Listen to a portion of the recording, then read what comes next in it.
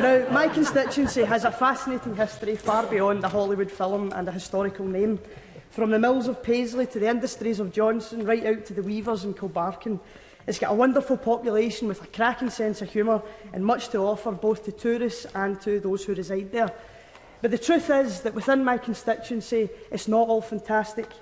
We've watched our town centres deteriorate. We've watched our communities decline. Our unemployment level is higher than that of the UK average. 1 in 5 children in my constituency go to bed hungry at night. Paisley Job Centre has the 3rd highest number of sanctions in the whole of Scotland. Now, before I was elected, I volunteered for a charitable organisation, and there was a gentleman who I grew very fond of. He was one of these guys who has been battered by life in every way imaginable. You name it, he's been through it. And he used to come in to get food from this charity, and it was the only food that he had access to, and it was the only meal he would get. And I sat with him and he told me about his fear of going to the job centre. He said, "I've heard the stories, Mhairi. They try and trick you out. They'll tell you you're a liar. I'm not a liar, Mhairi, I'm not." And I told him, "It's okay, calm down. Go, be honest, it'll be fine." I then didn't see him for about 2 or 3 weeks. I did get very worried. And when he finally did come back in, I says to him, "How did you get on?"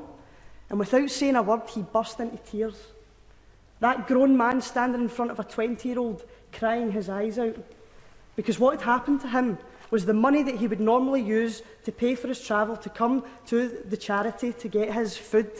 He decided that in order to afford to get to the job centre, he would save that money.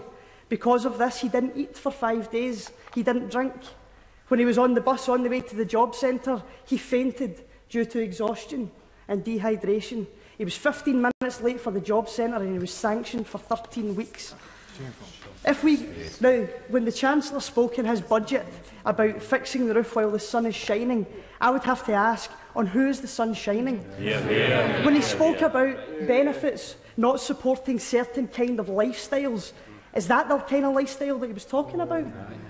If we go back even further, when the Minister for Employment was asked to consider if there was a correlation between the number of sanctions and the rise in food bank use, she stated, and I quote, "Food banks play an important role in local welfare provision.